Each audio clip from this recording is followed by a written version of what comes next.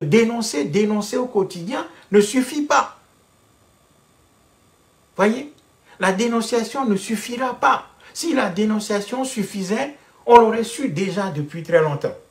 Donc, nous devons absolument travailler sur l'organisation. Sans organisation, nous sommes foutus. Regardez tout ce qu'il y a aujourd'hui. Tous ceux qui se disent panafricanistes, tous les mouvements panafricanistes qui crient partout, les gens qui font du théâtre partout, tout le monde se dit panafricaniste. Il y a plein de panafricanistes maintenant. Mais niveau organisation, nous sommes au stade zéro de l'engagement. Il n'y a rien. Chacun fait son petit show avec des bérets, des treillis, des tenues africaines comme moi, des costumes cravates. On fait du show pour du show. Et nous sommes absolument invisibles sur le terrain. Alors que c'est là que se déroule le combat. L'enjeu, c'est l'occupation du terrain. Et poser des équations sérieuses à ce système dictatorial colonial qui nous embrigade, qui nous pille, qui nous tue, qui nous massacre, qui nous viole, qui nous humilie, qui nous écrase depuis des siècles et des siècles maintenant. Donc on a l'impression que les Noirs ne tiennent pas à vivre dans ce monde. C'est ça qui fait mal. Moi, je n'arrive pas à dormir. Ça fait plus de 20 ans que je suis dans cette situation. J'ai sillonné le continent africain. J'ai sillonné l'Afrique. J'étais allé en Côte d'Ivoire, au Mali, Bénin, Cameroun, Tchad, Sénégal, Éthiopie, Libye, etc. Entre 2005, 2008, 2009, 2010 pour essayer de mobiliser la jeunesse africaine. Mais tout ça n'a pas donné. Il n'y a pas de suite. On a l'impression que les Noirs ne mesurent pas la gravité de la situation. Donc nous sommes tous là à faire de grands discours. Nous sommes tous là à faire de grands discours. Des organisations que nous avions créées depuis les années 2000, comme le Montra, sont là. Mais les gens passent à côté pour aller créer d'autres. Mais ok, très bien, vous créez d'autres organisations, c'est pas grave. Vous avez créé ces organisations, c'est pas grave. Maintenant, on fait quoi? Maintenant, on fait quoi? Où est l'organisation des Africains? Nous ne sommes pas organisés. Donc, nous tous, nous sommes là, nous crions. Chacun se déclame panafricaniste, chacun se présente comme le plus panafricaniste des panafricanistes. Nous dénonçons que sur Facebook, WhatsApp et Twitter, etc. Mais ce n'est pas là le combat. Donc, chers amis, nous avons de très sérieux problèmes. Il faut que les Noirs mesurent la difficulté du monde actuel. Les peuples qui sont organisés sont déjà dans la souffrance. Et nous qui ne sommes pas organisés, mais c'est normal que nos souffrances soient démultipliées. C'est-à-dire que nos souffrances sont proportionnelles à l'inorganisation et à la désorganisation qui règne dans nos rangs. Au fur et à mesure que le peuple noir va refuser de s'organiser, eh bien, ces difficultés, ces souffrances vont augmenter. Donc, le monde d'aujourd'hui, c'est un monde de combat. Et le monde a été toujours comme ça. C'est un monde de défis et de combat. C'est un monde où les faibles sont appelés à être dominés et à servir les autres de manière éternelle. C'est ça la loi de ce monde. Donc, il faut que les Noirs le comprennent et mesurent la gravité dans laquelle nous nous trouvons.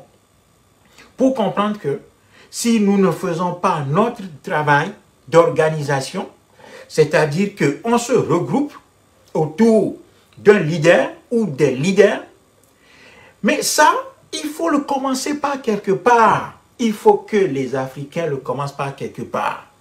Ça ne va pas. Regardez comment nous sommes aujourd'hui dans ce monde. Et quel rôle nous jouons dans ce monde. Aujourd'hui, face aux grands bouleversements géopolitiques qui sont en cours, qu'est-ce que les Africains sont réduits à faire? On est réduits à admirer Poutine. Nous sommes réduits à admirer Poutine, à acclamer la Chine et Poutine. C'est ça le rôle d'un peuple, ça? Est-ce que le rôle d'un peuple lucide, c'est d'acclamer les autres qui se renforcent à leur détriment? Non, mais il y a un problème réel, quoi. Donc, il faut absolument que la jeunesse africaine écoute le message et commence par prendre une attitude humble, de discipline, pour s'organiser. Le Montra est là pour ça. Nous lançons encore une fois cet appel pressant à la jeunesse africaine pour que cette jeunesse assume ses responsabilités devant l'histoire. Parce que les années qui sont devant nous sont extrêmement graves, dangereuses et vont être extrêmement périlleuses pour nous. Si nous ne faisons pas le travail d'organisation pour affronter les dictateurs africains, pour affronter ce système colonial qui nous écrase depuis des millénaires.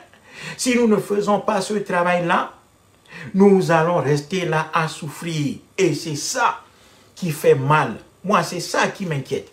Ce n'est même pas de l'inquiétude. C'est ça que je suis en train de vivre, de redouter. Parce que j'aime trop mon peuple pour le voir dans cet état de manière éternelle. Voyez, aujourd'hui, le contexte géopolitique nous est plus ou moins favorable. Si le peuple noir décide d'accélérer son agenda, si le peuple noir décide d'affronter les dictateurs africains qui représentent le système colonial sur la terre de nos aïeux, eh bien, nous allons pouvoir engranger des victoires. Parce que le système occidental en Afrique se trouve dans une situation de relative faiblesse. Parce que confronté à d'autres enjeux, notamment en Ukraine, en Chine, à Taïwan et ailleurs. Donc, chers amis, faisons notre boulot. Levons-nous, organisons-nous immédiatement. Prenons nos responsabilités immédiatement. Essayons de nous lever. Allons chercher les Africains. Cassons les murs de la méfiance, de la divergence, les murs de la peur qu'il y a entre nous. Ce sont ces murs-là qui nous empêchent véritablement de faire quelque chose pour notre peuple. Les murs de la division, de la peur, de la méfiance, le mur bétonné de l'individualisme. L'Africain est devenu un individualiste psychopathe, presque sauvage même.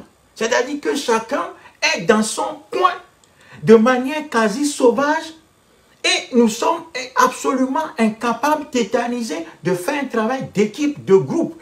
Tout le monde refuse, chacun refuse de retrouver les autres pour commencer un travail de réflexion collective. C'est ça que nous avons comme difficulté. Donc, il faut cesser maintenant d'accuser les autres chaque fois de nos malheurs. Les autres, oui, ils ont raison de faire ce qu'ils sont en train de faire. Les autres, ils ont raison de faire ce qu'ils sont en train de faire. Parce que, évidemment, c'est une loi naturelle. Les zones de basse pression attirent toujours les zones de haute pression. C'est clair ça. La circulation de l'air se fait de la haute pression vers les zones de basse pression. Donc, s'il y a une zone de faiblesse quelque part, eh bien, les courants qui sont plus forts vont aller chercher, vont aller conquérir ces courants faibles, ces zones faibles.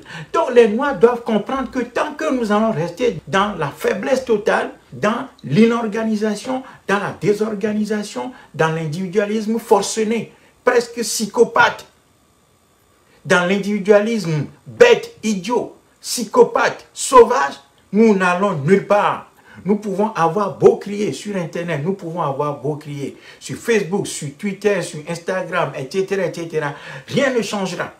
Parce que le travail qui nous attend, c'est un travail de rencontre entre individus d'abord.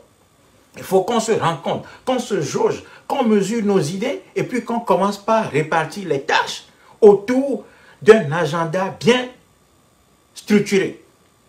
Tant que nous n'allons pas faire ça, l'Afrique n'ira nulle part. Et les dictateurs vont continuer à nous battre, à nous frapper, à nous tabasser. Et de surcroît, nous serons sous la domination de l'Occident et des pays asiatiques qui sont en train d'émerger. C'est clair, il n'y aura pas de miracle. Parce que dans la société humaine, dans les sociétés humaines, il n'y a pas de miracle.